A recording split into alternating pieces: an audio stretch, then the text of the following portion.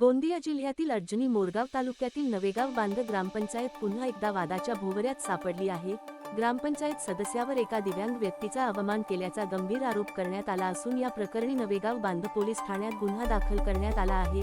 ग्रामपंचायत कार्यालयात झालेल्या कथित वादानंतर दिव्यांग व्यक्तीला अपमानास्पद शब्दांत संबोधित करण्यात आल्याचा आरोप आहे।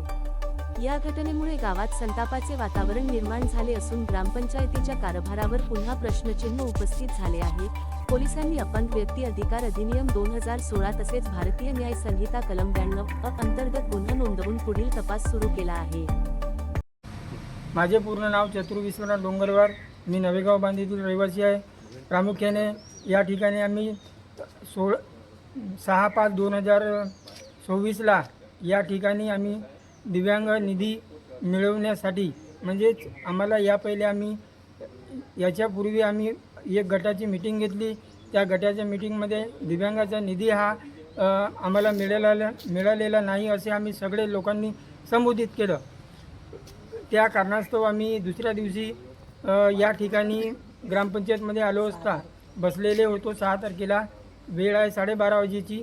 जवळपास आम्ही सगळे लोक या ठिकाणी बसलेले होतो चुपचाप खुर्चीवर।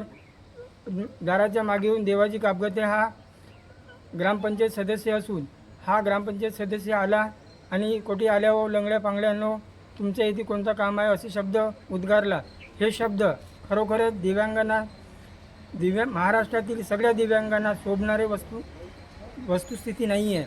कारण दिव्यांग हा म्हटला तर एक शासनाचा आणि समाजाचा सगळ्यात महत्त्वाचा घटक आहे आणि त्या समाजाच्या घटकांचा या देवाजी कापगते ग्रामपंचायत सदस्य नवेगाव बांध यांनी खूप अपमान केलेला आहे। अशा पद्धतीचा अपमान महाराष्ट्रातली जनता दिव्यांग लोक मी उत्तराबाई परशुरामकर वातुजी नवेगाव बांध राहणार रहिवासी नवेगावला। आम्ही आपल्या दिव्यांग अपंगाला आम्ही आपल्या निधीसाठी आलो। आपली निधी काय अभंगाची निधी दिव्यांग अपंगाची निधी आपण आली इथं तर तो देवाजी तिकडून बाहेरून आला ना।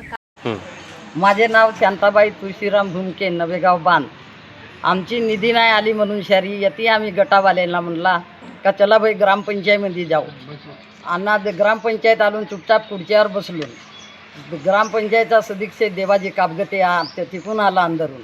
तो का म्हणून राहिला का तुम्ही का लंगडे पांगडे कासाठी आल्या बे, म्हणजे आमचा एवढा अपमान करावाचा का लंगडे पांगडे कासाठी आल्या बे। त्याला तर आम्ही म्हणलाय नाही, आम्ही बाबूसाठीचा आलो ना। बाबूकर का आमची निधी काऊन नाही टाकले बाबा। आम्ही एवढ्यासाठी तिथे आलो तर आम्हाला लंगडे पांगडे म्हणून शरी आमचा एवढा अपमान करेल का। एक ग्रामपंचायतचा सदस्य झाला तर एवढा अपमान करू शकते का तो आमचा। कारवाई करण्यात यावा।